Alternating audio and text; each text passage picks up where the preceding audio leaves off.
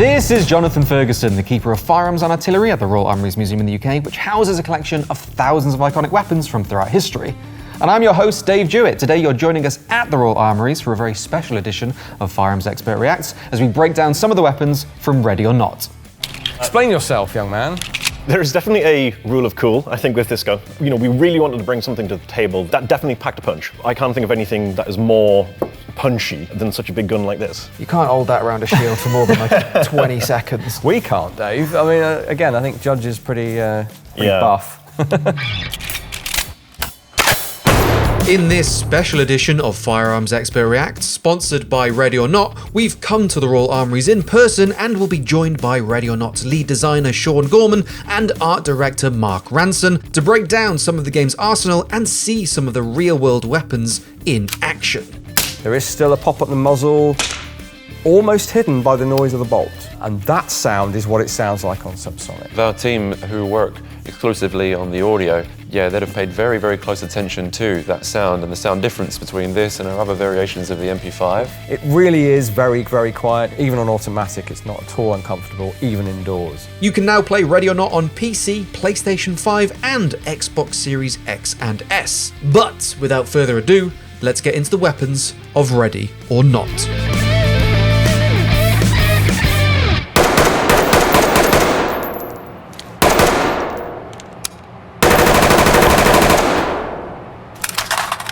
We'll pause it there.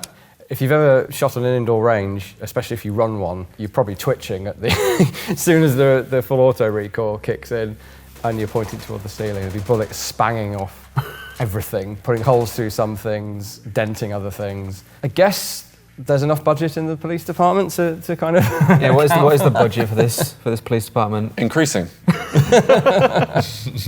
Let's say we're mouse and keyboard. Maybe we're on a controller. In fact, easier on a controller, I would say, to do the equivalent of what you do in real life, which you should see some footage of at some point, which is anticipate, pull the weapon down, knowing that the recoil is then going to drive it back up.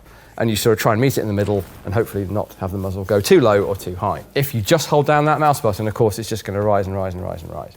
And I don't really think there's a way around that.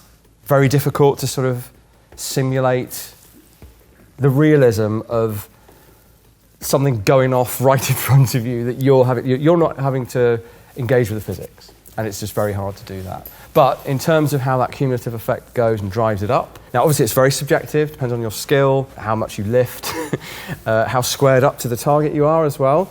So we don't get very much slewing to the right, but you would normally expect to see that to some extent. Although, you know, these guys are going to be, as you have them animated, squared up to the target so that their armour is front and centre, and also you get that better recoil control. So I think it's acceptable that we don't see a huge slew off to the right. But I'm fixating here very much on the full auto fire. There's a lot else going on as well. I was going to say, I played the console version, and yeah, that right thumbstick allowing you to just hold it down, whereas when I was getting this footage, I'm running out of mouse mat. You have summed it up much better than I did. But also you have your triggers. And different previous generations of peripherals, you have now adaptive triggers on some of those controllers, and that's really great. In the case of the DualSense, you have your left trigger, allows you to move between canted sights, and then ADS as you go from half press to full press. And so that saves us an input, and it actually feels much more intuitive, especially as you would start from without press, you're looking at hip firing, half press, canted sights, full press, ADS, feels really smooth. Mm-hmm. So we haven't named what this is yet, have we? This is in real life a Daniel Defense variant of an AR-15. Short barrel, collapsing stock as much as they can with the buffer tube or short buffer tube sticking out the back. It should be more manoeuvrable through doorways and against walls and stuff, which I think it is in the game. That's right, yeah. Yeah? The profile of the weapon, based on how long it is, should give you some indication as to how far away from a certain object you can be before you'd be forced to a high or low ready. Drop the weapon! Something I do appreciate, I should say I have played a fair bit of this at this point, that ability to either do a tactical reload or an emergency reload is just great, and I found myself using that for real. And checking the amount of ammunition inside of the magazine, again, and for just holding the reload button as you saw in the last clip. To be honest with you, I forgot you could do that, but yes, that is an excellent bonus. If you're feature. moving between different magazines with different rounds, your hollow point or your armor pen, Yep. I have never had the brain space to try to do that. I'll be honest, I just stick with AP and hope for the best.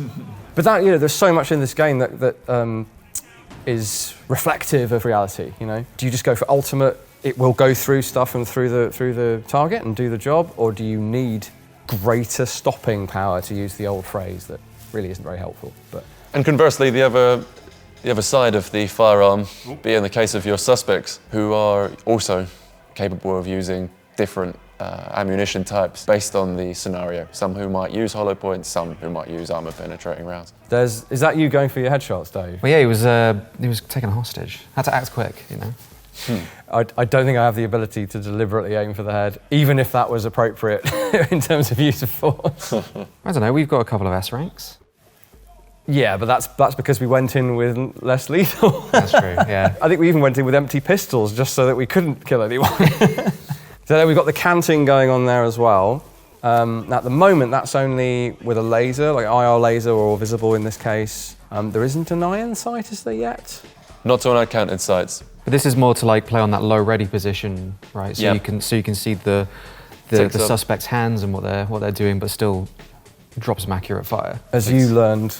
As I learned when I actually got trained by SWAT for 2 days. Go!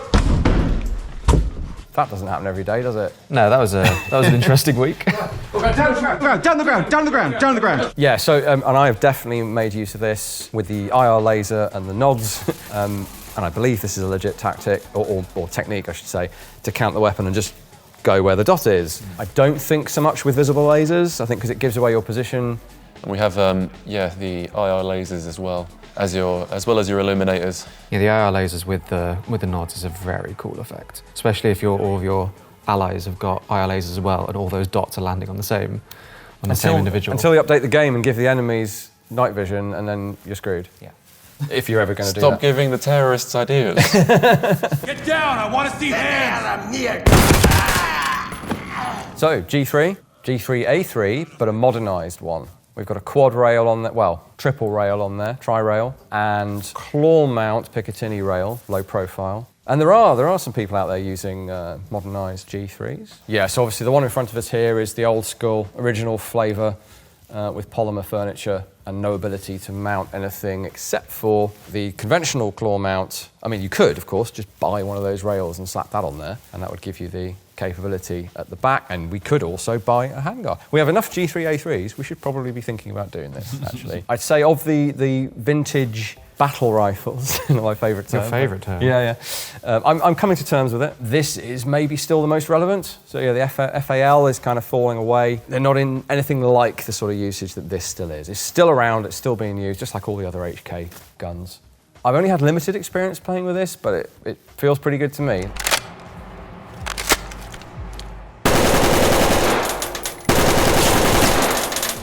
We've got to, of course, lock it open, and there's the slap. Have you thought about different slap variations? We have a few, I think, across all of our arsenal of guns here. So each time you change guns, you've got a different style of slap? Oh, we really hit the ceiling there. Oh. Fully automatic 7.62, that was leaving holes in the ceiling. Yikes. Oh, stitching a line of bullets along that support there. You can see those rounds bouncing off of the side. It's a really nice effect hearing them clatter off the side of the range. Yep. But this was trying to showcase the recoil of fully automatic 7.62, so I'm doing nothing to try and mitigate the recoil in this. Yeah. This mouse staying still. So I guess, just to sort of finish our thought from earlier on recoil, the game's effectively helping you, your stance is as it should be as a SWAT operator, so you're not slewing right, but apart from that, it's kind of unrestrained, cumulative recoil, and if you don't do anything, you are going to be pointing at the ceiling and making the range master very unhappy. Oh, I'm going to make everyone in the precinct very unhappy later. But I do want to say, as you mentioned it, the across the board cartridge cases modelled like as good or better than anything we've actually seen. They look amazing, they sound amazing, the ejection patterns are great, little wisps of smoke and things as well, and the way they come bouncing back off the the support is something that not that many games do. It's that effect after a firefight where the gunfire has stopped, Yeah. but you can hear the casings clatter to the ground. There's really nice punctuation to the end of an engagement in the game. It's like the storm and then the silence. Again, just ting, ting, ting, ting. Bit of a sort of action movie feel as well when Yeah. that happens. On those different surfaces too, you get that audible difference. But in the weapon you've got on screen, you can see that there's the different attachments you're using now on all of those sockets we mentioned. You've got your IR mount on there on the right, you've got the underbarrel grip, we've got tons of different grips to use, as well as the optic on the top. I think that's reasonable.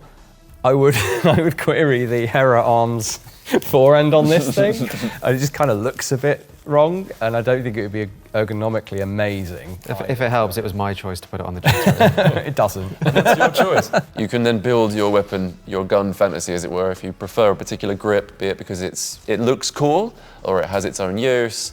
The same goes for the optics. So, and of course, the scenario that you're about to walk into. If you're going to go into one of the missions much darker, you want to use the IR laser, and that has its own utility, or instead you want to use the illuminator. Yeah, I'm going to get this comment out of the way because it's not specifically relevant to what we're looking at, but it has made me think of it. Compared to other games, it doesn't matter as much. Which gun you choose, although obviously caliber is a big leap and matters very much. But in terms of your ability to be effective, you can still fight effectively with most of the guns in the game. Accessories matter to a point, but beyond that, it becomes personal preference. Mm-hmm.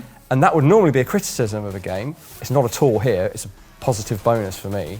Like that shows you. I might have said this before actually in a previous video on this, but guns are all very similar. I shouldn't probably say that doing what I do, but they are. And when you're as skilled as you're supposed to be in this, it shouldn't matter too much. Like it should become preference if you have the ability to choose, which of course you have a bit more here than you do in most police departments. And yeah, and also with Ready or Not, you have access to your entire arsenal of weapons pretty much from the jump. And so you can pick your favorite and you can then find your favorite and work your way through the different attachments as you like until you have something you're very much happy with. And then go ahead and explore more if you would like to do so. Which is also more realistic than some imaginary ceiling of having to, oh please, Mr. Quartermaster, can I have that gun? Oh no, sorry mate, you haven't leveled up enough yet. But if you perform really well in this mission, we will give you a cool shirt. Yeah, that's true. We've got to draw the line somewhere. We've got to have something to sort of unlock. Well, one of the things you will probably notice in this clip, this indoor environment, I keep bumping like door frames and stuff with the G3. Yes. Because it's so much longer, especially with the suppressor on it. Now that's great. Now obviously in VR you get a bit more of a visceral feel for that. Not touch feedback obviously. It's more sort of intuitive, I guess. It's easier to sell, but I think this game does do a good job of like, oh, why is my weapon sticking up like this? Oh, it's because there's a wall right in front of me. Even though you're in 2D, you still get a good sense of, damn, I need to back off or I need to peek or... This is one of the advantage of 7.62 though, because that guy just took cover behind crates. And we were discussing before we started rolling about the different materials in the game, and I knew that I'd be able to punch through that and get the guy behind it. And so there'll be different materials where the bullets that you're using, in this case, will over-penetrate and be able to hit that target, and you can make some of those calculations. But which is also a risk, right? If you're exactly like breaching a house or a small internal structure, it can over-penetrate and hit something you don't really want to hit. Which is, generically speaking, why 7.62 and similar power levels of round, as it were, are not favoured for law enforcement because they are going to over-penetrate. The classic is 9x19 versus 5.56. Both of those in different loads can be made to hopefully not over-penetrate too much. You can't with this. Like this thing is absolutely going to smash through almost anything you shoot with it, because people aren't in the habit of setting up ballistic armour. Well, I don't know, some of the suspects you come up against, maybe they might start armouring things. But that's your trade-off. Relatively heavy, relatively long weapon, harder to wield, harder to control in recoil. Even in semi-automatic, if you're pulling that trigger rapidly, the thing is still going to recoil and climb, versus the ability to definitely shoot people. Everything is a compromise, and it's probably the most marked difference in the whole game, guns-wise, is jumping up to 7.62. It has to be a deliberate choice, really. we have so many different missions available in the game, from the campaign that we have, as well as home invasion and maritime. You go up against so many different suspects, carrying, in some cases, arms similar to the ones you might also bring to bear, different body armor, And so being able to choose your equipment, not just based on your preference, but also ammunition and your loadout based on the people you're going up against. As you play these missions, you actually start to find there might be some preferences as well. Going into X mission, you're going into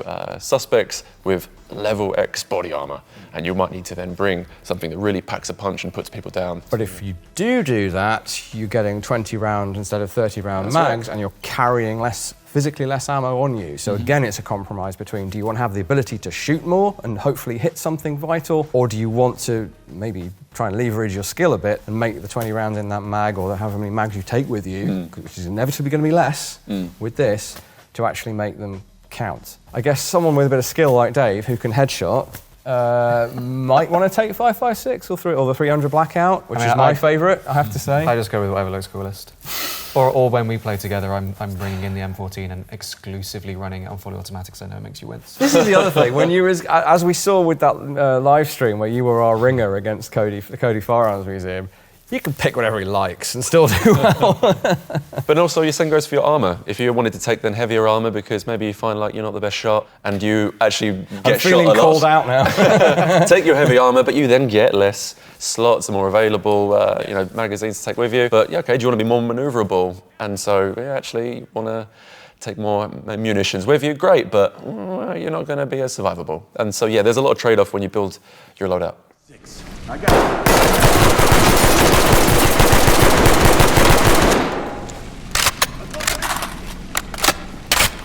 Now, the HK51 is this, but short.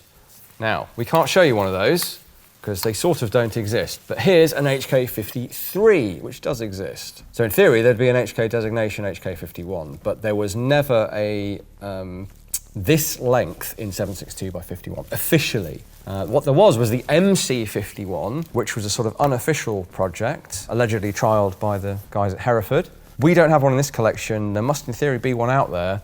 And I know people have replicated them, and dealers or whatever have cut down G3s and made their own version. We have the G3K, which brings the barrel down to, or the end of the flash suppressor a little bit shorter, but nothing as short as this, like, automatic flashbang dispenser that is the what you've called the HK51.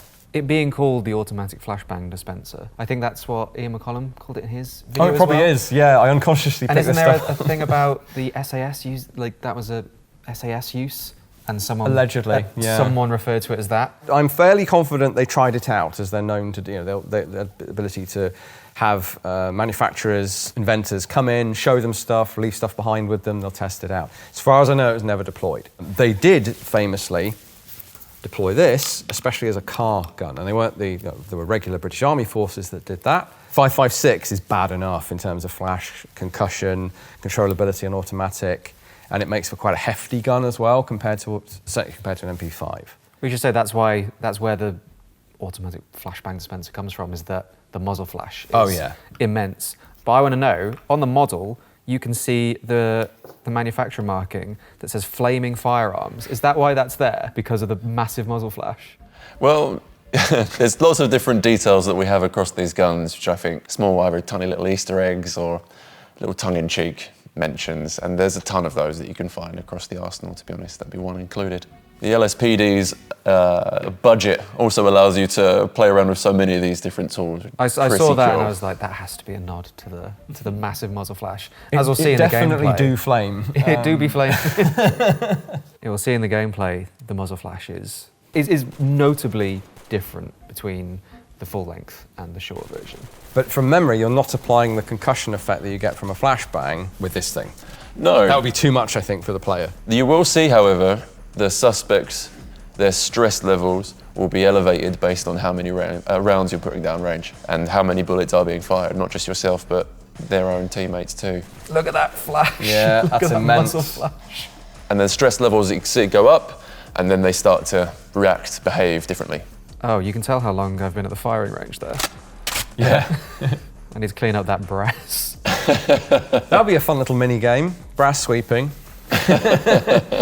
But actually, this is the point to mention, or the time to mention, the muzzle flash is really well done as well. It's very, very momentary, if that's the right word, like almost imperceptible, each flash. but the cumulative effect is lots of brightness. Whereas most games will just have like almost like putting up a transparent bitmap in front of you. Especially in a dark environment like this, it being able to light up even the area in front of you is a really nice effect. But if you're firing then fully automatic inside of a space like this, especially where it's quite dark and then you're getting that big flash of light coming into the space, even just looking down the barrel of the gun yourself, you can't control the weapon. You're going to have to then, at that point, just pray.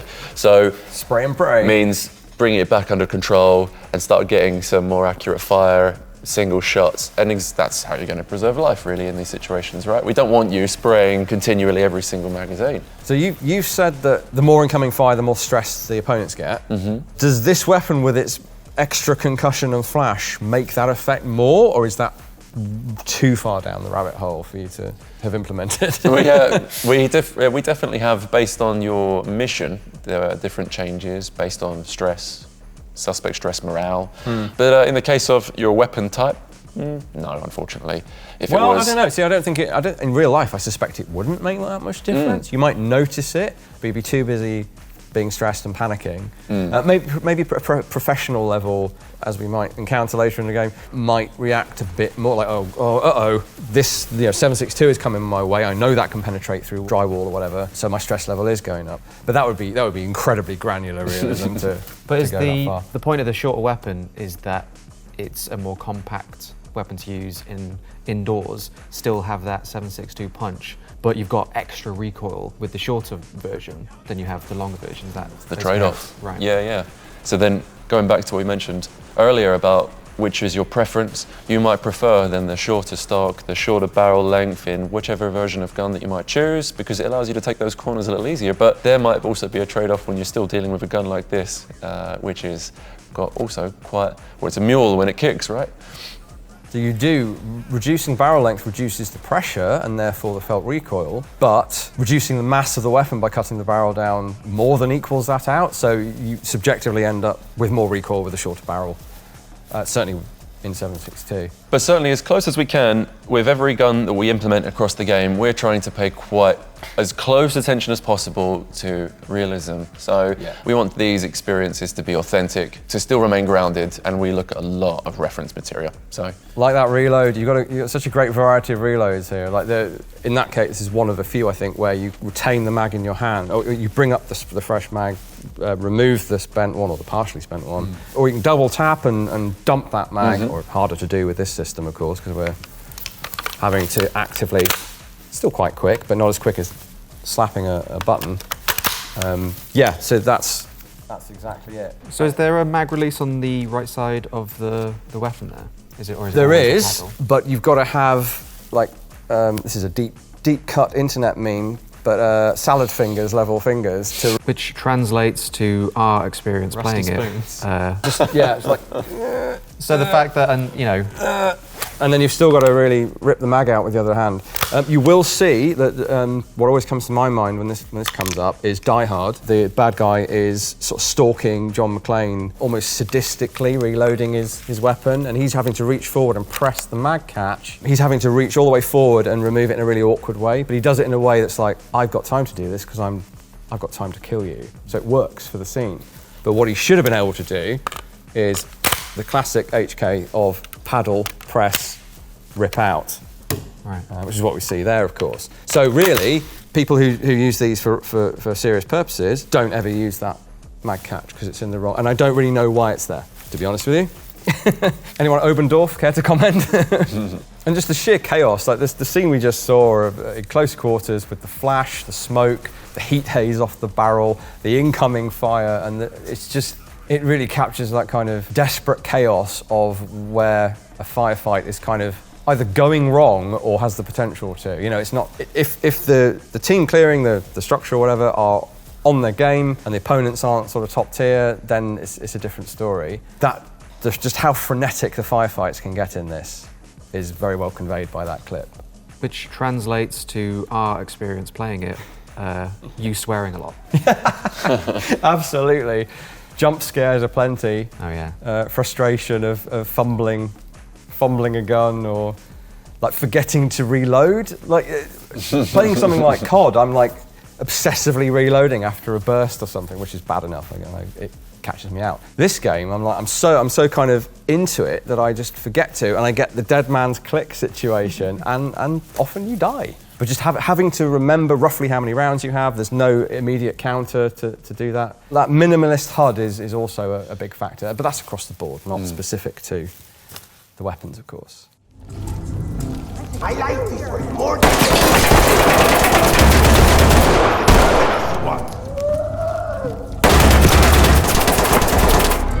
Ah, yes. So this is a bit, dare I say, left field. Not what I expected to see from this game. Explain yourself, young man. Yes. Well, I mean, there's definitely a rule of cool, I think, with this gun, more than anything. It's like, we really wanted to bring something to the table that was... Literally, Sorry. Very literally. That definitely packed a punch. And, I can't think of anything that is more punchy than such a big gun like this. Now, clearly, you're unlikely to find this in a police SWAT team. But you have a law reason for it, which is that you've captured a load of them. Yeah, this is definitely a gun that we took some certain inspirations from. I'm sure you can see by the laser sight. Giant laser sight, obviously from Terminator. Which was actually the AMT hardballer. Not this, but they are still 1911 pattern pistols, and it does kind of look the part. Yeah, one of the big differences that we had, especially on the laser sight... it is faintly ridiculous. It is ridiculous, I will say, compared to like the Terminator counterpart. Also, took a lot of inspiration from the Killer 7 in Resident Evil. They had a very similar kind of gun as well with that. But a big change that we did make was the how the laser sight gets activated, because in the Terminator film, big wires going up Arnold's arm, he switched it on. So we made a point of integrating that onto the handle as well. There's a little push button onto the handle to activate that. Which, and I actually haven't looked into this, I assume is what was done, because when the movie was filmed, for those of you who don't know, James Cameron is like tech nerd and gun nut in his own right, and desperately wanted this new technology of the laser sight, so it was this big and bulky, but it was so not ready for the big time, they had to run a cable up Arnie's sleeve and have a battery pack, I think, on his belt. And as the technology matured, and especially battery technology, absolutely, it's built in, the batteries are in the unit itself, and it's activated usually by the grip or by a switch. Yeah, we definitely still wanted to kind of keep a little bit of that low tech feel of it as well. It's something that we sort of continue through with Ready or Not just specifically with the guns, but sort of like the whole feel of the game, that not everything is like super clean and optimized and like brand new, and there's a little bit of rough around the edges to it. So you can see there's a bit of tape there, there's an elastic band holding the wires in place, so it's all a little low tech. And there's that recoil. So you've got kind of simulated felt recoil on the level of 7.62 rifles, haven't you, really? Yeah. With that. Well, at that point, we should say we witnessed you firing one of these earlier. 44, unfortunately. 44, and I mean the recoil. Seeing that was quite something. It seems to be. I mean, I guess my fingers are relatively long, so at least I can get my hand around the thing. But I don't exactly work out much. So the wrists and the arms, we will see it when you see the footage. It will almost not break my grip, but it's coming up high in the reach. Very similar to what we see there. Very much so. And actually, something I've just noticed is partly why we do this. The mag on the 44 version that we fired is a different shape, different pattern. I guess because they had to press in the sides for the narrower rounds. Anyway, point is, the mag you've modelled is correct. Good. You'll be pleased to hear. I am very pleased to hear that. You could easily have accidentally used the wrong reference and got the 44 mag, but no, that is right. Something I noticed that you won't. Actually, we need to see how that pans out in the game, because in reality, no one has thumbs long enough, maybe a chimp, to reach up and hit that mag catch. You have to really turn the gun round in your grip. So what I was doing is pressing it with my off-hand, support hand, and ripping the mag out. So let's see how the reload goes on this. That's a very slick reload for what we've discovered is quite cumbersome. Yeah, it really is. So that we are somehow using our thumb there. I guess you've somehow managed to fudge the animation. Yeah, I mean, it realistically, it had to go effectively around the rigging system that we have on the hand. So the limitations there, I think we did remove the button ever so slightly further back to compensate for that. That might do it. And of course, the other thing is extending it. As in real life, to make a magazine catch more reachable, because the big problem here isn't so much the huge grip, it's the great big bulge on the grips that stops you from wrapping around and reaching it. So you've done it in I think you've fudged it, but in a sort of realistic way, if that makes sense. Yeah. Or a believable way. Exactly. A way that doesn't kind of clip through the gun or do something funky. The other thing, or at least with the 50 version, didn't get this with the 44, is you go to insert the magazine, and it was fine there typically, but the mag catch is actually, it's hanging up on the mag catch there. So a slick reload, for various reasons, a slick reload with this thing, I think, would require a bit of gunsmithing and a bit of practice. Also, I want to note the detail of, what does it say in the honeycomb design on the side of the real Grizzly? Yeah, so LAR, which is the name of the company. Whereas the in-game Grizzle has BFG. BFG. I wonder why. I wonder why indeed. No, obviously it's a very, very clear reference. We did justify it in the game to stand for something else rather than the Doom counterpart. But yeah, there was definitely some decisions that we had to make from an art side. Some slight changes on our version of the gun compared to the real life version, such as obviously the name. Ours is called the Grizzle rather than the Grizzly. BFG in the honeycomb, making the reference there. And also a big notable change that we made from the art side was in particular the actual pistol grip, the actual design of the handle itself. We wanted to add a little bit more flavor in our version of it, so we found it was like a custom version of it that we sort of like, we leaned into a little bit more. Because the grips on this are actually quite interesting, because they're visibly, if you know your pistols, Packmayer pattern grips, and they are made by Packmayer, but they're custom made for the Grizzly pistol, and the Grizzly trademarks are repeated on the grip. But yeah, I mean, I think you've nailed it. And it's just, although I don't think there's no substitute for actually holding the thing. No, it's just so big and heavy. It is intimidating, it's heavy, and we really wanted that to come across in the game. Like when you're aiming this at someone, you mean business. And it's like an alternate reality Desert Eagle. 100%. Yeah, 100%. But it has that 1911, maybe a hint of the 1911 sort of pedigree. I mean, obviously it has more than a hint of it, but 1911's a classic. I don't know that you can say that about the Grizzly. 1911 on creatine. Yeah, I'm very happy to go with that. I think it's worth comparing the recoil that was visible when you fired the 44 version versus the recoil in-game, using it one-handed with a shield. I wouldn't recommend it. No, absolutely. I mean, after watching you fire it earlier, it really does kind of demonstrate how scary of a gun this is. And unless you really have both hands on that. Or really big hands. Or really big hands. Scott from Kentucky Ballistics, I'm sure, can one-hand this thing, shield or not. But me, not happening. Judge might just have immensely strong wrists and forearms, but I feel like we should. Okay, there's a question of budget and however they obtain these. Ammo. So, I mean, the main reason we did not shoot with 50 AE is, well, getting hold of it for us isn't that easy, and cost of it as well is a consideration. Never mind, don't mind me just blind firing because I took rounds into the glass. Yep. At which point, you've got to choose whether to go with protection or being able to see where you're going.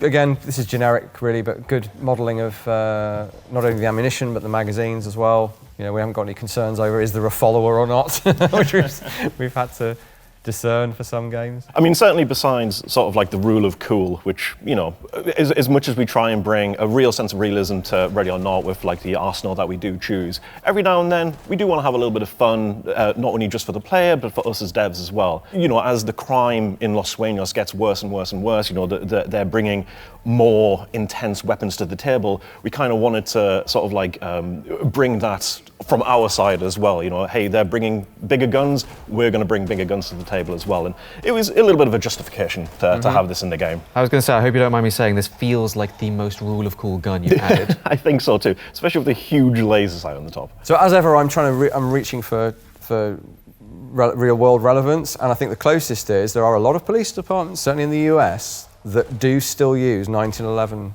pattern pistols. So that, yeah, they're going to be in 45 ACP. They're not going to be in 50 AE or 44 Magnum. But then on the more powerful side, you've got, you know, the French GIGN. They probably don't use them anymore, but they did until fairly recently. They still have Magnum revolvers.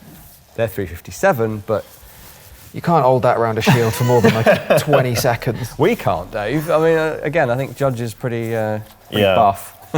But even though, I mean, you can tell, we haven't got a round on the table, but just the size of the ejection port Yeah, is it's indicative huge. of how this bottle-sized round. And I suppose if you're having to use a pistol as your primary, which for this kind of thing is maybe not the way forward usually, this does at least give you, if you can control it, the confidence of something that might make people reconsider their life choices. I'm not saying 9mm is inadequate by any means, but a lot of people do still say that. Nothing pistol caliber can compete at rifle level, but this thing's getting there.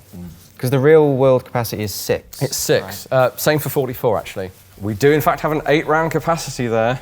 That is an 8-round capacity, indeed. Well, I mean, it's exactly feedback like this, which we always take and implement into the game. It's invaluable to us to have sort of like this real hands-on experience with these guns. Even just like certain little details that you're looking at pictures online just don't do, and coming and holding the gun and seeing sort of like where the grease is on the slider and the different kind of like metallic sheen and materials, feeling them and looking at them is just so different than what it is like just looking at pictures and videos online. Yep. But, all that being said, if for balance and rule of cool or fun, you decide it's got 8, Yeah. that's your decision to make as a designers, right? 100%, yeah. No, like a lot of the decisions will either be, most of our decisions do have a deliberacy behind it, whether it is, balancing the mechanics of the guns, like Sean was mentioning earlier, filling those gaps between sort of like how many rounds do we need to take and various things like that. But it's an interesting point because it turns this into from being like a beefed up semi-auto pistol to essentially a revolver analog. Or a Magnum revolver analog, because it's a Magnum class cartridge, but you only get 6 rounds out of it. That's something to consider. Yeah, huge stopping power, but not a lot of ammo. Yeah, absolutely. Down on your knees! Put the weapon You down! don't have the guts. Freeze! Make me. Drop the weapon You now! think I'm scared? Right, M14. Someone's going to have to remind me which modernised stock this is. We don't have any modernised M14s, unfortunately. It's not a full-on chassis like a Sage or something, or a SOCOM. It's still a fairly traditional stock, but it gives you that wrapped-over, full-length top rail, which is probably the most significant thing you would want. It did make me laugh when we first went into a mission together, and the first thing you pulled out was the M14, and you're rocking it on full auto as well. That was very difficult. Police! Yeah, with this gun in particular, it's a very different sort of like profile to some of the other rifles that we have. It's funny how just getting rid of the wood makes something seem much more modern. I actually don't know if any US police departments or SWAT teams are still using M14s. That'd be interesting to look into. In the game, it's just another player choice, isn't it? 100%, yeah. Especially like as you can see here, like we wanted to kind of bring that sort of like longer range combat as an option into some of these levels as well. Fulfilling a little bit of that kind of like sniper fantasy with it. Good for hitting people with, apparently, Dave. Yeah, I've got a muzzle strike to that person. They wouldn't get down. The game didn't penalise me, so as far as I'm concerned, I was fine. Oh, well, that's all right then. I feel like the M14 has turned into a bit of a Marmite gun. People either love or hate it. 10 plus years ago, it was kind of, M14, that's cool, kind of Cold War battle rifle. It's almost uncontroversial. You got like a pop culture rebirth with like the EBR. Yeah, I think all the way to sort of Black Hawk Down and beyond, it was kind of well respected. And then there's sort of a backlash almost that this thing only saw frontline service for 7 years and the M16 replaced it. And the only reason they made weapons like this out of it was because it was available in stores. Yeah. It's not great in many ways. How was it in the game, Dave? I mean, it's not my choice, honestly. Oh, except when it is. Except when I use it to annoy you. I might have known that was deliberate. I try not to go full auto when playing Ready or Not. I like to try and play through with. Well, the game doesn't lend itself to it, does it? No, That's it doesn't. deliberate. Exactly. I mean, you're not exactly encouraged to sort of like go into a room and just start spraying everywhere. You're not supposed to. You're not supposed to. And it doesn't help. Exactly. Yeah. No, it's not something that we actively encourage, and it's especially like something like this gun where on these new the DLC maritime maps we have these big long open spaces, but also you go from these big long open spaces into really quite cramped narrow corridors as well. And now you have a choice. Obviously, do you take your long scope for these things? Do you swap to your sidearm? You can see there, as they're kind of aiming through the long scope and then going down to canted, just using the little iron sights on the top for those closer range areas. That's why I brought it on this mission, because I knew when you do the helicopter entry, there's a good chance that there's already people in your sight line that are at a decent distance. And I have to say, We played with this because we were trying to get the achievement of catching ourselves on camera. With the, Which I failed to do, by the way. With a helicopter cam. I had one job. We'll get it next time. That effect and the effect of the quad nods is really nice. Good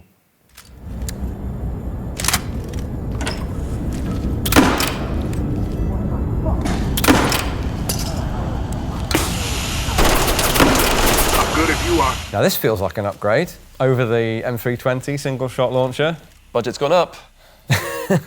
So we have one in front, the M32 or MGL, the Milcor, which we featured a few times reviewing other games. Ours is the vintage model without the Picatinny, either on the front or here, and with the original single point optic, which was on this for a long time actually, long after they became useless on other weapons, with a huge amount of cant, so you can see. You'd be potentially shooting at that angle. We don't need it in such ranges in the case of the levels we're playing in here. You can see at the end as well, we've got the different rail mounts, so if we can place, again, the illuminators, the lasers there if we would like, and yes, you're able to then choose which different optic you would use because of the range of which you're playing around with this weapon. And it's just modernised in general, you know, it has the M4 style stock on there as well as that full railed fore end. When I capture footage for games, I always go to the in-game firing range to get clean footage. It was only after I'd emptied that first 6 shots I realised I'm filling this police precinct with CS gas. You're probably not going to be popular. No one commented on it, but I did start to think, someone might, don't know if that's something you can include, some rangemaster being like, what are you doing? So we have the gas variant, so we'll fire the 40mm gas munition, then also your flashbang variant, so it's up to you which you prefer. But not high explosive.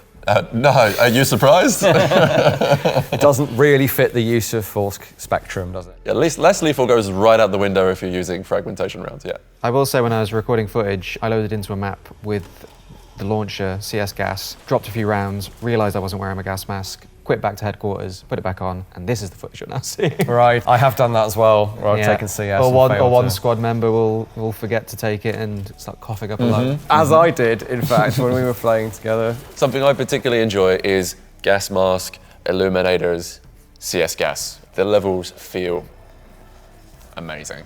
But this is a real kind of, dare I say, game changer, because the single shot, the reload on that single shot is traumatic for me. Like, I've put one in, the door's open, if someone pops up, I'm dead, because I'm having to go through the laborious single shot reload. To be able to have a 6-shooter that does the same thing does change things up. Here, I shoot gas down the corridor, and it feels like it pushes the suspect towards us, because he's trying to get out of the gas. Oh, interesting. And my teammates had to hit them with the beanbag shotgun. And to me, this weapon feels very much like a teamwork weapon. It's something that you're using because you trust your teammates to support you using it. Well, the range you could throw the grenade, the CS gas, your stingers, etc., is only going to go so far. This really extends your range. So if you're putting them into the back of the room and then you're seeing that CS gas then deploy, your suspects will try to escape from said CS gas before they might themselves be stunned. So you might leave them with with fewer choices. But grenade, pretty much going a couple of meters ahead of you, and they're going to try flee. And 6 shots as well means you can fill multiple rooms or a big, like a restaurant like this, with CS gas, and then trust your team to breach and clear the room in your stead because you've done your job, really. Which is a real kind of tactic. Like for the sake of everyone, SWAT teams will often just put a ton of CS into a room and wait it out because if you go in guns blazing, people are going to get shot. So to put it very simply. And so the speed at which you can fill a room with gas with just grenades is going to be one value compared to what you could do with this thing, flood the room with that gas. And talking then about the specific missions we have across the game, you've got your barricaded suspects, but your active shooter situations, you've got to get in there quick, you've got to move fast. So that time delay between grenades or the rotary launcher we have here is going to make the difference between a civilian that's down and out or one you could rescue. But I suppose your balance there is because this is equipped as a primary. Correct. So whereas my single shot I was complaining about, that's a bonus weapon for me. That's on my back. I've still got my rifle or my less lethal weapon that's more direct than this. This, like you said, it's a team weapon. You are the grenadier now. You can choose how many munitions you want to take with you. If you want to just take those exist inside of the cylinder, or if you want to take more. More, please. Yeah, exactly. And that's your role now, yeah. It's 1 grenade per magazine, right? You could either take a magazine for a rifle or a singular grenade. So this you can one, take like 12. It's 1 slot. Per shot, yeah. So how does this measure to what you see on screen? Well, why don't you have a heft of it? It's a heavy beast, it has to be said. I don't know if that comes across. Obviously, you have your overall length. That's kind of modeled in the game, but weight is, I don't know. Maybe if you, I mean, I guess your way of dealing with weight is to knock down a slot for a mag or a grenade or your available slots. Does you think this justifies doing that, or is it within the ballpark of something like an M14 all kitted out? Probably is, to be fair. But for me, this feels like a heavy old piece of kit. And certainly as you were to sling it around the screen, you should feel the weight of it as you were to drift left and right as well. It shouldn't feel weightless, so... I think it conveys a fair bit of heft there. The range marking still being present, even though it's got a more modern optic on it, is nice as well. I've swapped them out completely here. I think this is when I start using flashbangs. Okay. There was a wider discussion that we had about the animation for the reload, particularly, as to where you wanted the weapon placed on screen, and so how you could sell that weight. That was something that we had gone back and forth and iterated quite a few times internally, actually. Yeah, I think a good way to sell weight, as it were, is to have the muzzle up, because it's the centre of gravity comes in and it's easier for me to sit here all day like this, whereas if I'm having to hold it out like this, I'd better get to the gym. I mean, these guys are definitely capable of that, but if you're holding it like this, yeah, you can brace it against yourself to some extent, but it is awkward. And so then we also have the auto reloader as well. There's a piece of equipment which allows you to speed reload this. That was it. Yeah, it's like a revolver speed loader. Yeah. But massive. But that's the, because I've noticed while playing, that's the only way to reload it. If you empty all of your grenades, you can see some empty casings versus full grenades, but they all come out and a full 6 go back in, or using that speed reloader to get 6 back in. Not having fired one of these, like you've got the kind of shake them out thing going on. Now with normal kind of high pressure lethal firearms, that's not really going to work because the cases expand and they won't come out. It may well be feasible with this high-low pressure system. I don't know, we'd have to try it to see if that works. I can't remember if I've ever seen sort of real-life SWAT teams reloading like that. You rarely see anyone reload these things, to be honest with you. But the point is, there isn't like an ejector rod to slap to get them out. I suspect in real life it might be a bit harder to kind of finagle them out. You probably have to grab the rim and pull, but I don't know that. Yeah, so we don't have any less lethal rounds for 40mm. 40mm is more of a lethal capability, plus illumination, smoke for covering and flanking and stuff. But this is a fairly typical 40x46. I think it's the M406 high explosive load with a couple of dents in it. Inerts, I hasten to add. But in fact, yeah, I don't know. Having been fired, it may not fit, but we can try as the footage rolls. It's a very loose fit, so I think the way you've got it is fine. If anything, they might drop out more readily than you've depicted there. Just a little wiggle. But that's going to depend on how dirty the weapon is, I guess. And if you're running through a map, potentially you are putting a bit of fouling in there from the propellant. So. And for gameplay balance reasons as well, that's one of the tricks that designers use to extend a reload animation, right? So the weapon isn't overpowered or reloads too fast. They'll have those little moments of either having to wiggle something or a delay in something dropping out to make that reload animation a bit longer and let it sit more comfortably in the balance that you're trying to achieve. That's right. Try speed reload this weapon. It's going to be rather difficult compared to a lot of your other rifles. So you need to really consider where you reload, is what I'm trying to say. Hands up!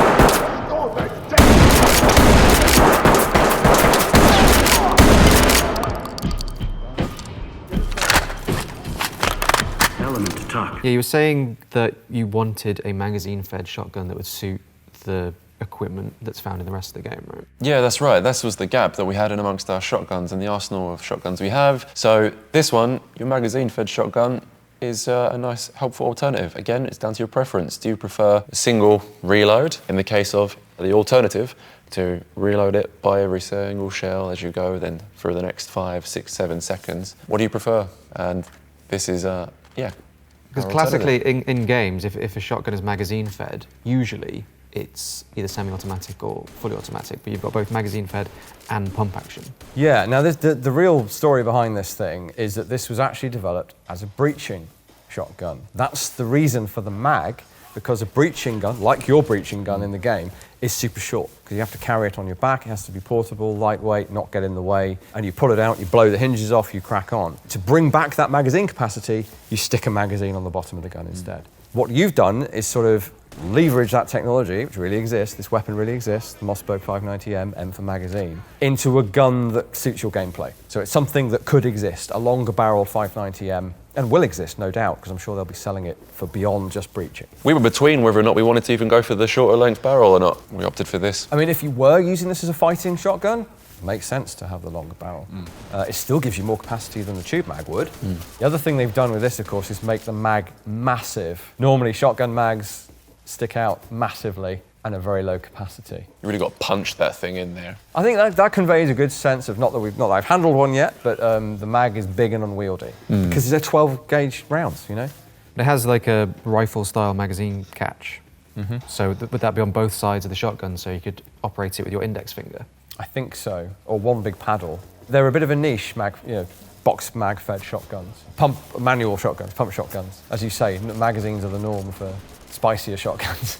We were between a couple of different variants of shotguns, different types, different makes, and so this is the one we settled on, I think, because it did hit our needs. The big downside, of course, and it'll be apparent in this as well, I think, but in real life, is you're going from the ability to top off, like either with one or two. You can very quickly keep that gun at maximum capacity for the next encounter. This reverts it to, like any other magazine-fed weapon, of I'm removing my entire feed device, so I've got no rounds in the gun except what's in the chamber. So that's a different dynamic to the tube-fed guns. Yeah, I'm pleased you see the trade-off too. And again, very long, but also optimal for indoor or close quarters use.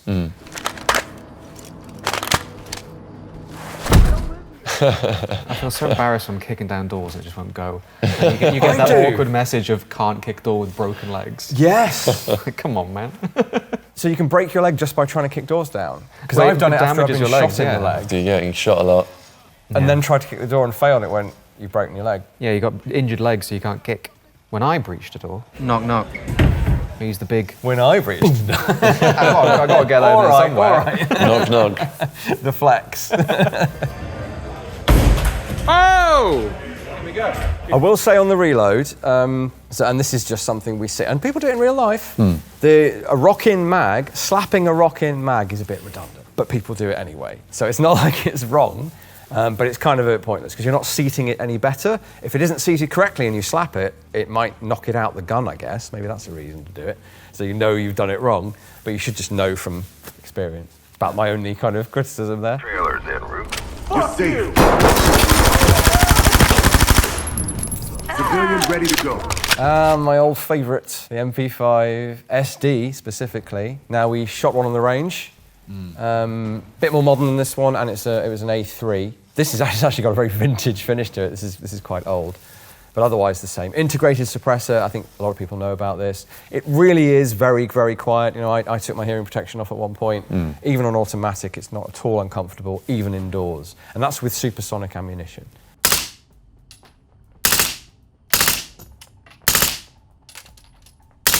It really is as good as everyone says, and even like a very long burst you will have seen there. Yeah, you move back a little bit, but then it just stops and it's just on. It's like shooting a gas blowback airsoft version. Isn't that different, to be quite honest? It's nice and soft, nice and accurate. All those shots were on that bit of A4 at close range, admittedly, but something I couldn't accomplish with the SCAR. You know, that thing is well, we'll come to that. Well, having just left the range, shooting an MP5 SD suppressed full auto, we can see how it compares to the in-game stand, but also you guys would be able to see the difference as well. I mean, even there, you can see even just that control, because certainly from studying a lot of reference, feels achievable. It is. Certainly with this this weapon. So even then, that looks how it felt, if that makes any sense. Yes, it's pushing you back cumulatively, but then it reaches that point where it can't push you anymore, and then you're just hitting. You're just bullets for days on target. And that's 9mm plus the engineering of this weapon. It's unparalleled in that niche. It's not what you're going to want to take every time, and certainly not these days where penetration of whatever, especially armour, is important. Well, having been the individual behind the weapon, how does the recoil and the sound compare to the first-person perspective of this? Yeah, so as I say, the recoil looks how it feels, pretty much bang on. I don't think you could have done a better job of that. The sound, I think we were shooting supersonic, so you get that crack, crack, crack every time you shoot, like a. It's hard to describe, but you can notice it. I think you're running subsonic ammo here, which kind of makes sense as far as like it's not going to penetrate as well potentially, but it's super quiet. And that sound is what it sounds like on subsonic, or subjectively. Obviously, it's going to be a bit louder than that. There is a pop, as we discovered when we've shot on the range before. There is still a pop at the muzzle, almost hidden by the noise of the bolt. And then there's the sound of the bullet hitting the target, which I think is harder to cut. There's always too much going on in this to hear the bullet hit the target. Have you tried to model sound impact of bullets? Yeah. And particularly because of our team who work exclusively on the audio, they'd have paid very, very close attention to that sound and the sound difference between this and our other variations of the MP5. But I'd also like to pull attention towards now, you've got the flashlight integrated here. Yeah, it's not on a rail, so there's a different system of attaching the flashlight or a laser to the suppressor. With different variants, in the case of here what we have in front of us, one of a variant, and so how this is a wired variant, this one is then your integrated variant for your illuminator. So how is that attaching? Is that a band around here? Yes. I can't recall how that's done in real life. You don't typically see flashlights on SDs, because it's just harder to mount them.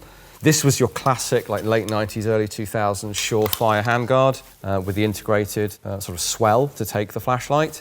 Very classic look. If you need this capability, then you'd have to attach it the way you've done it, basically. And we do want to give the player those options if they wanted to take, if it is a barrel attachment, they've already got one integrated into the gun, great. If you wanted to take your illuminator, your red dot, and then whatever optics. So you can also see that we've then added different mounts onto the very top that provide you then all of the different choices for your optics, be it you wanted to take your holographics, etc. You can. This is the kind of game that gets me thinking and wanting to go and do a bit of research, because I'm sure like these are still being used, certainly with the sliding stock that we shot on the range with. Someone must have come up, I don't know, do you know if you modelled that on a real world solution for mounting a flashlight to this, or is that something you had to come up with, the flashlight attachment for this setup here? Because it was never designed for that.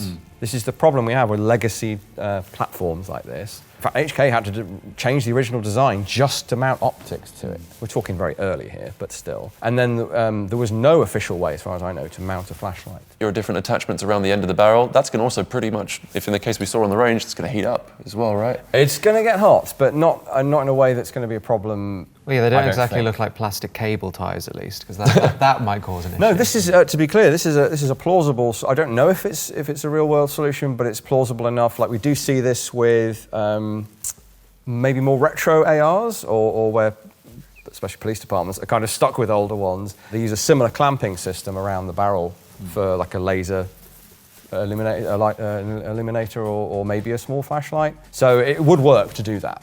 It would get hot, but I don't think that would be a huge problem. To retrofit that back onto the end there.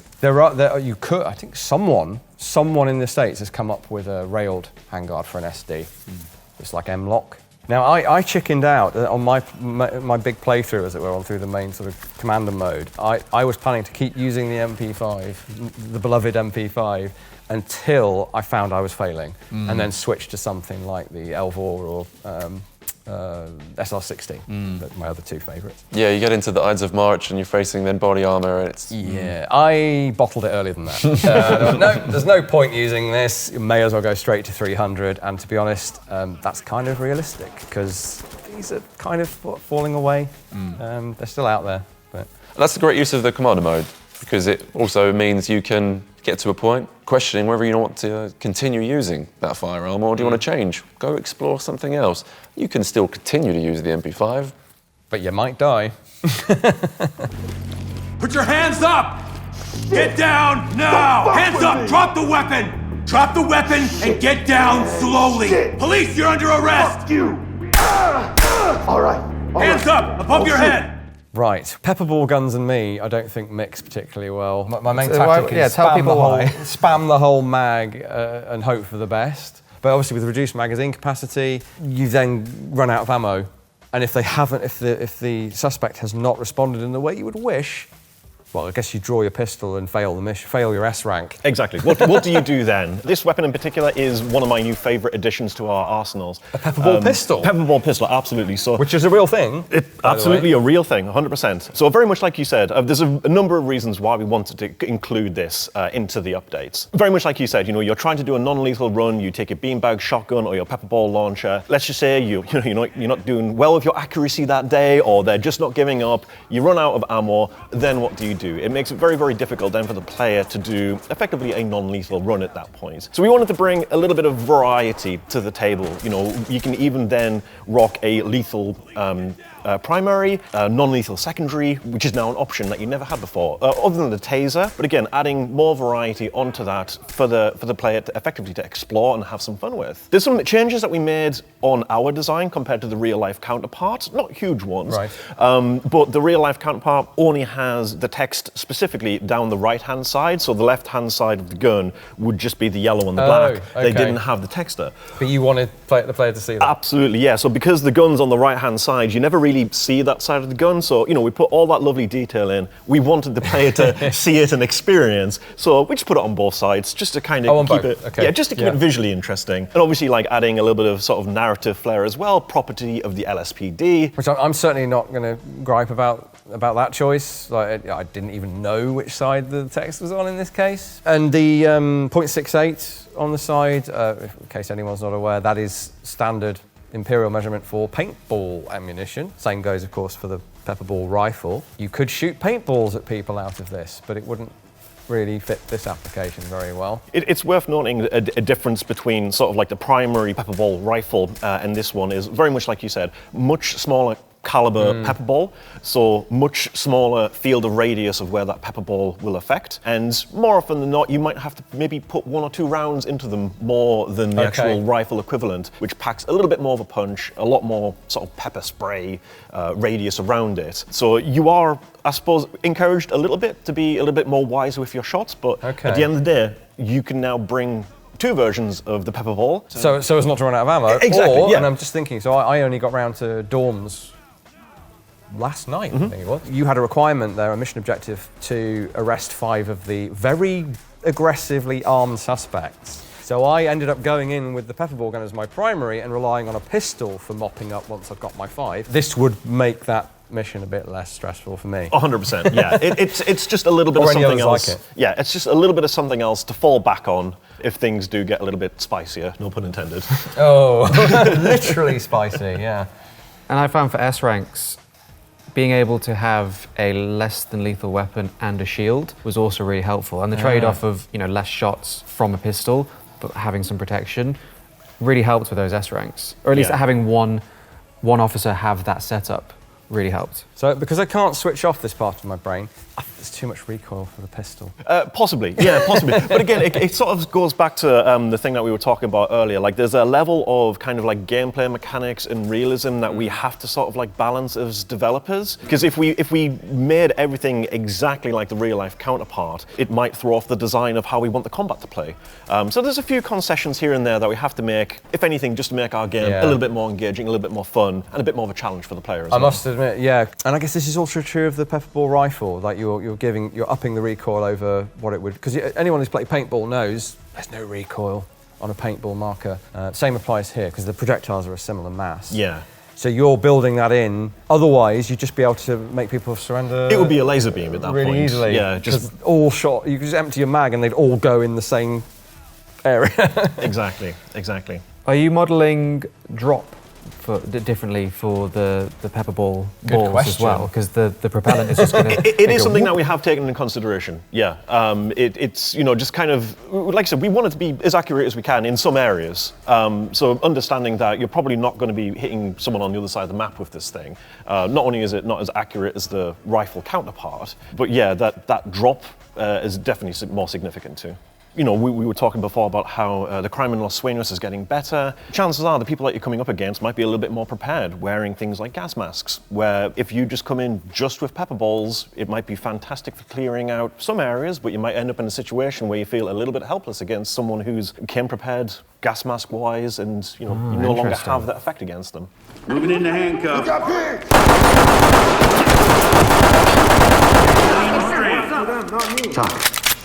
Flux Raider P320 version. There are others, but I think the SIG might be the only one where you've changed the whole pistol frame for a chassis, essentially. Really interesting thing, got to shoot that maybe a month ago now. Has that fun reload there, where you press the button hard, it drops both, so you're able to swap the spare mag in.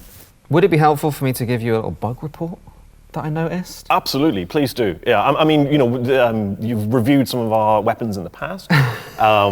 And it always just helps us, as devs, we can't get everything right. It's exactly why we consult our professionals, and very much like yourselves, at the luxury of the Royal Armouries to get to touch these guns and find them. And like you said, there's just things we didn't account for that you guys obviously know way more about it than we do. So help us, please. Well, I don't know about me in particular. One thing I noticed is that with the tactical reload of using the magazine that's in the fore of the weapon, if you do that for a second time, the magazine magically reappears. Oh! So if you watch here, so no magazine, empty the one in the pistol.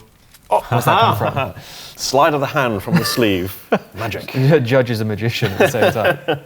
It's like Equilibrium with the mags up the sleeves. Yes, very much so. Good reference. Good reference. But no, in case that's helpful to point out. Oh, 100%, absolutely. Yeah, I mean, I'm sure there's some solution from an animation standpoint we can do with that. The Flux Raider, it's such a weird and unique looking gun. Definitely one of the weirder looking guns I think that we have on the arsenal. And really, there was a couple of reasons why we wanted it. Obviously, from a gameplay mechanic, it does bring that variety of sort of what you're bringing to the table from a design standpoint, but also purely just visual flavour and fun. Yeah, you've not really got another gun like this in the arsenal, right? So when I saw that happen, I was like, that's obviously something because of the current systems that you've got in play wasn't built around the idea of having a Flux Raider with a forward magazine. Yeah, you can totally see how it would happen, and you wouldn't immediately spot it necessarily. So is this forgive my ignorance, is this taking up a primary slot, or is it classed as a pistol?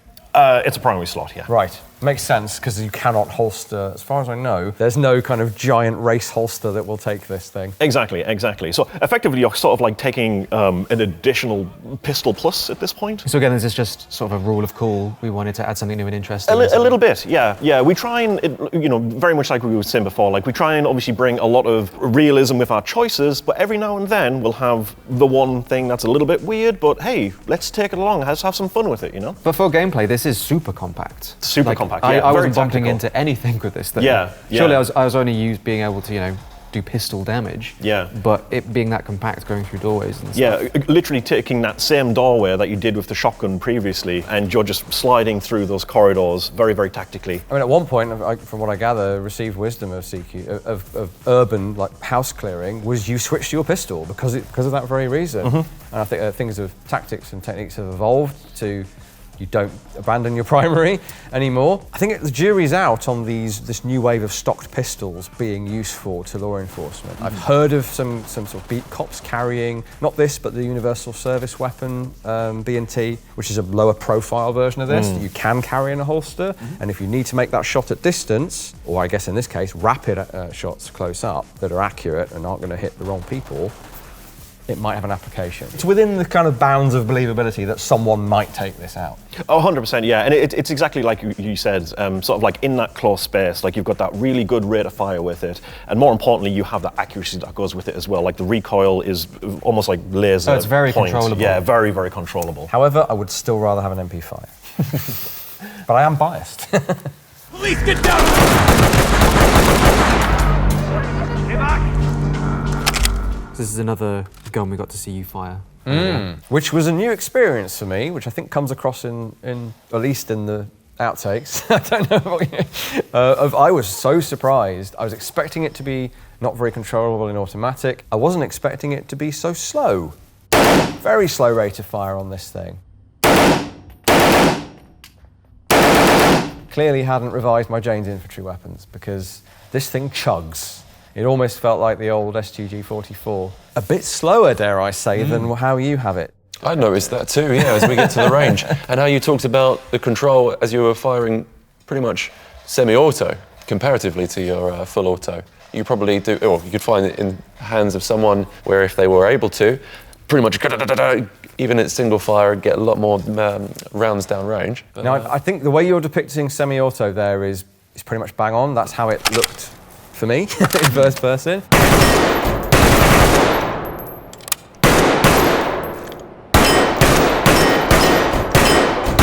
It's only really when you go for automatic, and to be fair, not many people have got behind a full auto SCAR, so I'm very fortunate to have tried that out. But it surprised me so much, I stopped firing, because I thought I'd left it on semi and I was bouncing off the trigger. That's how slow it was. how about this for our attachment as well? Yeah. You've got thoughts around the canted foregrip. I kind of have. So I haven't ever tried it in Ready or Not. I saw it was in the list for some of the weapons. I just thought, now that I would not want to try that on the real thing. It's already hard to kind of wrangle compared to a lighter, less heavy recoiling weapon. And then here as well, moving between the hybrid, you've got your magnifier and then flicking to your secondary optic on the top. People sometimes query, like the British Army, or part of the British Army and the Royal Marines have just adopted rifles with, or a rifle with a piggyback red dot like that, and people go, well, why do you need that? You've got a low power variable optic. Well, it takes a bit of time, without a lot of practice at least, to switch between those magnifications. If you just need to go, oh my God, there's someone really close, you've got to drop into the red dot. That's what that's for. It works like that here. It goes without saying, using the high-powered optic on fully automatic, the visual recoil sends that point of aim way far off. I mean, obviously it's not designed for that, but switching between, single shots with the high-powered optic and the backup for full automatic fire or rapid firing. And this is great when you're playing with gamepad as well, if you can move between half press, your canted sights, full press, That honestly, into the ADS when you're using the dual sense. when I played it on PS5, that was one of the better implementations of the dual press triggers that I've seen a game use with the PS5. It worked really well. Something that I wouldn't have noticed if I hadn't just shot this thing, I don't think, is, so you have the cheek piece on the stock down, and actually, that probably would have been fine for this. I had it up, and it worked fine for me. I think with a magnified optic like that, mounted inevitably a bit higher up, you probably would want the cheek piece up. But that's an incredibly minor thing that, again, I wouldn't have noticed if I hadn't just been in the gun shooting it for real. I am going to revise my thought on that grip. I think the one time that canted off to the side grip could potentially be helpful is pulling the gun into the shoulder and down and to the left to counteract the up and right recoil. I'd like to try it. Well, the times when you're looking over the gun where it's sort of sideways as well, that grip it's giving you both, because if it's a full grip, that Becomes a vertical grip. yeah, then becomes a vertical grip, not a diagonal grip. There's also quite a distinct visual across some of these different attachments too. If you go back to players being able to build their gun fantasy, and it's not just about how its utility is in combat or in a firefight, but also how cool it looks. In some cases, as we mentioned, but there's also some different settings across a lot of the different underbarrel attachments, as well as the muzzle brake compensator, etc. I honestly think that's why this grip in particular has spread across games, because it just adds a different visual flair. Yeah, your profile on screen looks different. And the same goes for the optics. When you're looking down the barrel of the gun, if you're looking down this optic here compared to looking through your EOTech or the ATEC we had in game, there's something about it that it feels different. And some players appreciate some choices, others, like Marmite, it's like, no, I actually don't like that sight picture, I prefer this sight picture, comparatively to the real world experience. But Now, I'm one last point on the SCAR. I'm having to jump back a little bit mentally for when I last shot an FAL or a G3. But subjectively, yes, I'm still feeling this is 7.62 recoil, it's not 5.56. But this does feel softer in the shoulder than either of those two more legacy weapons. And that is the same. I experienced that in the game before I experienced it for real today shooting this. Like, oh yeah, this does feel more. It feels more controllable. Whether my results on target are any better than with those weapons, I would have to do a direct comparison. But it feels that way.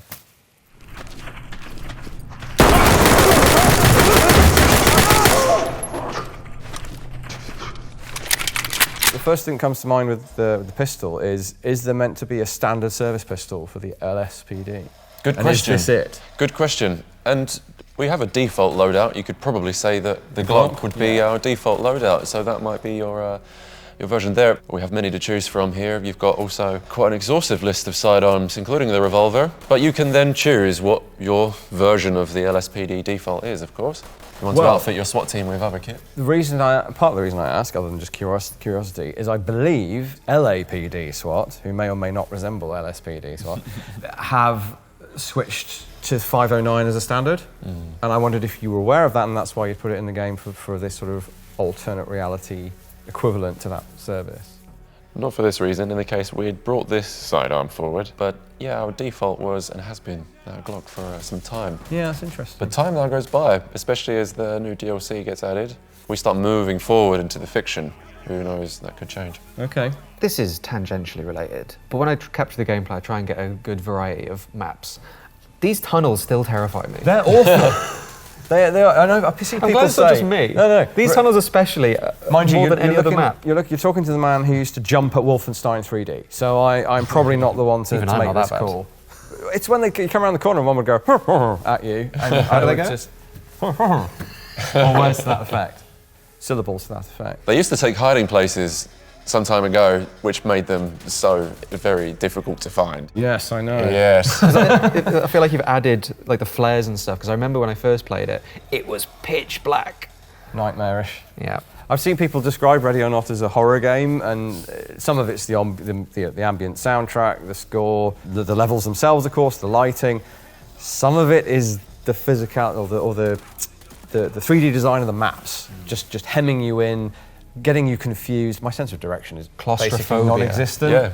Yeah, This is where it comes certainly into my domain too. We want you to feel a particular way, and how we might then open up spaces. You get that feeling of agoraphobia, fear of open areas, or true. claustrophobia. You get both. And then how you have to swap while also mechanically. In the same map, sometimes. Yes, Yeah. and then between light and dark, how we've moved the nods down onto the button press. You pretty much got them by standard. They used to be a headgear choice. We've opened that up so you can bring both ballistic mask and also your NVGs. Because when you do move in the same map between light areas and dark areas, you want to have that swap. That's really interesting to hear, because there are definitely times where you feel that claustrophobia, that someone could jump out any corner and they're here, and then you go into an empty space and you're equally as scared because they could be anywhere in front of you taking cover. You can't actually get a sense of oh, is that a guy? Is that a guy? So it's like two very different types of fear, but can consistently getting the heebie-jeebies up as I'm trying to progress through a map. Shooting your own teammates. I didn't do that. There's no evidence of me doing that, actually. I've definitely done it. That's- I've even shot my own AI teammates, and I'm supposed to know where they You're are. throwing stones in glass houses here now. Well, I have noticed a lot Sorry. from your. I've noticed a lot from your footage as well. How often you do not lean around corners. Yeah, Dave. Is that because you're so good you don't need to lean? No, I've just got fat fingers and my keyboard's not very good. I must admit, I find myself trying to reach the Alt key to do the free lean and missing and getting the wrong key. I do think that the leaning works better on controller, because I I agree. was interested to see how you'd implement that, and just the click of the sticks to have you quick lean instead of, because if you're moving forward, holding W and then hitting Q or E, that feels sort of cumbersome sometimes unless you're holding an angle. But clicking in the sticks allows you to keep moving and keep that sort of flow. It works very well. Yeah, let's get the gamepad in front of yourself at some point as well, where you get to feel that, be it you want to move left or right, or while also getting to a free lean, like how intuitive that feels, because I think we've done a good job. I hope you don't mind me saying this isn't meant as a slight or anything. I was surprised with how good the controller scheme felt. Great. For a tactical shooter, I went in sort of I've played tactical shooters on controller before. I don't know how this is going to work. And I played and it's oh, no, they've actually done a great job with mapping it. Yeah, a friend of mine, hello Simon, by the way. Hello, Simon. I scoffed at him. I was like, what are you doing playing an FPS with your Xbox controller, you noob? And it turns out it's because it's actually really good. and part of that is that recoil thing we were speaking about earlier on. It's like you can just hunch forward on the stick and it feels more natural. Drop your weapon! Ready for transport. All right, that is the clips. So I suppose it's over to you for any final thoughts that you may have, or anything else that you guys want to cover while we're here. I mean, we veered off a little bit general there on the 509, but I mean, that is, pistols are pistols. No, That is by the numbers for how episodes usually go. it's to true, me, isn't it? We increasingly distract ourselves and each other with other comments, but hopefully all of interest. No, I think this is up there as You know, it does what I think you intended, which it makes you think of things like SWAT 4, Rainbow Six. It's slow, it's methodical, it's tactical, and then suddenly it's massively frenetic and terrifying. And the mechanics of all the guns and the ammo and the armor and all of that play into that in a way that, yeah, it's maybe, you know, like a realistic movie take sometimes, depending on how you want to play it. But it's kind of up to you. You can take it that way. More slower and tactical. I really enjoy it. I'm a big fan, as you can probably tell. And I know, like, some people will be like, oh, the guns aren't different enough. Yeah, for me, I've been saying that for years. Like, they shouldn't be that different. So yeah, I haven't got much more to say, really, on that. Keep up the good work. Thank you. Got a bit of feedback there, and I'm sure there's some more interesting stuff coming down the pike for us players. Yeah, we've got lots to look forward to with the console launch, as well as the new maps, new weapons to play with. So lots to look forward to there. And we've got a great player base, and we've also the opportunity for that same player base on PC to join our new console players with crossplay. It's going to be great. So yeah, look forward to that, and I hope we get the controller in your hands soon too. I'm game to give it a go. Thanks so much for watching, and thanks to Ready or Not for sponsoring this video. You can now play Ready or Not on PC, PlayStation 5 and Xbox Series X and S.